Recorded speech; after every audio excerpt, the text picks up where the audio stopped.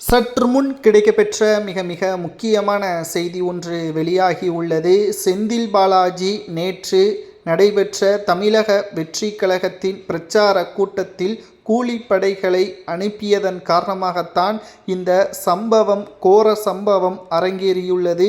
பல்வேறு கேள்விகளை தான் இந்த வீடியோவில் நாம் முன்வைக்கப் போகிறோம். நிச்சயம் திமுக தான் இதற்கு காரணம். வீடியோவை மட்டும் முழுமையாக பாருங்கள். தமிழக வெற்றி கழகத்தின் மீது எந்த ஒரு தவறுகளும் கிடையாது என்பது வீடியோ முடியும் பொழுது தெரிய வரும். முதலாவதாக, செந்தில் பாலாஜி அவர்கள் எப்படி மருத்துவமனைக்கு சென்றார்? முதலில் தனியார் மருத்துவமனை, அதாவது கரூரில் மிக பிரம்மாண்டமான மருத்துவமனைகள் இருக்கிறது. ஆனால் முதலில் அனிதா மருத்துவமனைக்கு சென்றிருந்த செந்தில் பாலாஜி அவர்கள் அதற்கு பிறகு அரசு மருத்துவமனைக்கு சென்றிருந்தால் அங்கு பல்வேறு நபர்கள் சிகிச்சையில் இருந்த பொழுதே அவரை மார்ச்சோரிக்கு, அதாவது பிண அறைக்கு அழைக்கப்பட்டதற்கு காரணம் என்ன? அங்கு இருந்து 3 நபர்கள் உயிருடன் தான் இருக்கிறார்கள் என்று குடும்பத்தினர்கள் உறுதி செய்த பிறகு மீண்டும் மருத்துவமனைக்கு அழைத்து வர செல்லப்பட்டது எதற்காக? இங்கு முதல் சந்தேகம்.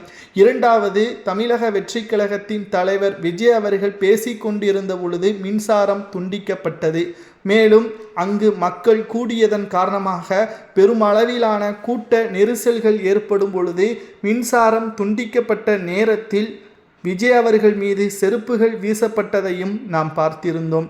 மின்சாரம் துண்டிக்கப்பட்ட அடுத்த சில நிமிடங்களிலேயே தமிழக வெற்றி கழகத்தின் நிர்வாகிகள் ஏற்பாடு செய்யப்பட்டிருந்த ஜெனரேட்டர் ஆன் செய்யப்பட்டது. அப்பொழுதுதான் விஜய் மீது செருப்பு வீசப்பட்டதை நம்மால் பார்க்க முடிந்தது. அடுத்தபடியாக, செந்தில் பாலாஜி அவர்கள் எப்படி மருத்துவமனைக்கு முன்கூட்டியே வந்தார்? அதாவது மயக்கம் அடைவதற்கு முன்பாகவே எப்படி மருத்துவமனைக்கு செந்தில் பாலாஜி அவர்கள் அந்த கூட்ட நெரிசலில் ஈடுபட்ட பொழுதே அவர் எப்படி அங்கு சென்றார்? மிக முக்கியமான கேள்வி எங்கு பார்க்கப்படுகிறது என்றால், தமிழக வெற்றி கழகத்தின் தலைவர் விஜய் அவர்கள் கூறுகிறார், எதற்காக இத்தனை ஆம்புலன்ஸ், அதிலும் விஜய் அவர்களது கட்சியின் கொடி அங்கு பறக்கப்படுகிறது? இது நிச்சயம் தவறானது. அது விஜய் அவர்களுக்கும் நன்றாகவே தெரியும். இது திட்டமிடப்பட்ட கூலிப்படைகள் உள்ளே வந்திருப்பதற்கு மிக முக்கியமாக பார்க்கப்படுவதாகவும், மூச்சு திணறலின் காரணமாக தண்ணீர் கூட அங்கு இல்லை என்பது விஜய் அவர்களுக்கும் நன்றாகவே தெரியும். குறிப்பாக செந்தில் பாலாஜி அவர்தான் திமுகவின் பினாமியாக, அதாவது ஏடிஎம் மிஷினாக இருக்கிறார். எப்பொழுது பணம் வேண்டும் என்று கேட்கப்படுகிறதோ அப்பொழுது உடனே ஏடிஎம்மாக செந்தில் பாலாஜி இருக்கிறார், 10 ரூபாய் என்று பாடல் மூலமாக விமர்சனம் செய்தார். இதனைத் தொடர்ந்துதான் நடைபெற்ற அனைத்து சம்பவங்களையும் நாம் தெரிந்திருந்தோம். தற்பொழுது நேற்று அந்த துயர சம்பவம் நடக்கவில்லை என்றால் அடுத்த 5 நாட்களுக்கு செந்தில் பாலாஜி தான் ஹெட்லைனாக இருந்திருப்பார். 10 ரூபாயை வைத்துதான் கரூரில் ஸ்டாலின் அவர்களையும் திமுகவையும் விமர்சனம் செய்ய முடியும் என்பது அனைவருக்கும் நன்றாகவே தெரியும்.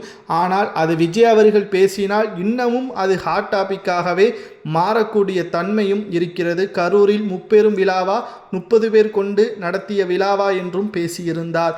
இதனை தொடர்ந்துதான் கரண்ட் கட்டானது, கூட்ட நெரிசல், ஆம்புலன்ஸ் வருகை, அனைத்து செய்தி ஊடகங்களும் உடனடியாக மருத்துவமனைக்கு செல்லப்பட்டது என்று வரிசையாக நம்மால் பார்க்க முடிகிறது. நேற்று வந்த திராவிட முன்னேற்ற கழகத்திற்கு பயம் காட்டக்கூடிய தமிழக வெற்றி கழகத்தை பார்த்து திமுக பைப்பிட வேண்டுமா? 50 ஆண்டு காலம் திமுக கட்சி இருக்கிறது. ஆனால் எதற்காக தமிழக வெற்றி கழகத்தை பார்த்து பைப்பிட வேண்டும்? விஜய் அவர்கள் நேற்று நொறுங்கிவிட்டார் என்றே கூற முடியும். ஏனென்றால் அவரது கண்களில் நேற்றை தெரிந்துவிட்டது. அசம்பாவிதம் நடந்து கொண்டிருக்கிறது. மக்களை பாதுகாப்பான இடத்திற்கு அழைத்து செல்ல வேண்டும். உடனடியாக இந்த இடத்திலிருந்து சென்றால்தான் அடுத்து மக்கள் அங்கு இருக்கக்கூடிய ஆபத்தை குறைக்க முடியும். காவல்துறையினர்கள் கைகள் கட்டப்பட்டு விட்டது என்பதையும் விஜய் அவர்கள் அந்த கடைசியாக அவர்கள் பேசியதையும் நம்மால் பார்க்க முடிந்தது. இதில் மிக முக்கியமாக நாம் பார்க்க வேண்டியது, உடல்நிலை சரியில்லாமல் இருந்தவர்களை எதற்காக மார்ச்சோரிக்கு அனுப்ப வேண்டும்? அங்கு உயிருடன் இருக்கிறார் என்று கூறப்பட்ட நிலையில் மீண்டும் மருத்துவர்கள் பரிசோதனை செய்வது எதற்காக? உள்ளே என்னதான் நடந்து கொண்டிருக்கிறது? திமுகவின் அரசியலை கட்டி காக்க வேண்டும் என்பதற்காக இவ்வளவு கீழ்த்தரமான வேலைகளை செய்ய வேண்டுமா என்பதை தான் நம்மால் பார்க்க முடிகிறது. இது நிச்சயம் மிக மிக மோசமான ஒரு மக்களின் வாழ்வாதாரத்தையும் அரசியலுக்காக என்ன வேண்டுமானாலும் செய்யலாம் என்பது என்பது சினிமாவில் தான் நாம் பார்த்திருப்போம். ஆனால் இப்பொழுது இருக்கக்கூடிய அரசியல் நிலவரம் என்பது மிகவும் மோசமாக இருக்கிறது. உடனடியாக ஸ்டாலின் அவர்கள் இரவோடு இரவாக வருகை தருவது, 10 லட்சம் ரூபாய் நிவாரண உதவியை வழங்குவது, குடும்பத்தினர்களுக்கு ஆறுதல் தெரிவிப்பது, ஏன் வேங்குவயல் பிரச்சனையின் பொழுது அங்கு ஸ்டாலின் அவர்கள் செல்லவில்லை, அமைச்சர்கள் செல்லவில்லை என்ற கேள்வியையும் நம்மால் எழுப்ப முடிகிறதல்லவா? தமிழக வெற்றிக் கழகம் இந்த 6 மாதத்தில் அடுத்து மிகப்பெரிய ஒரு மாற்றத்தை கொண்டு வந்துவிடும் என்பதை முன்பே அறிந்த ஸ்டாலின் அவர்கள் இந்த பிரச்சனையை வைத்து வழக்குகள் போட்டு பிரச்சாரங்களுக்கு தடை விதித்த நீதிமன்றமும் அடுத்த நடவடிக்கைகளை மேற்கொள்வதற்கு திமுக அழுத்தம் கொடுக்கும்.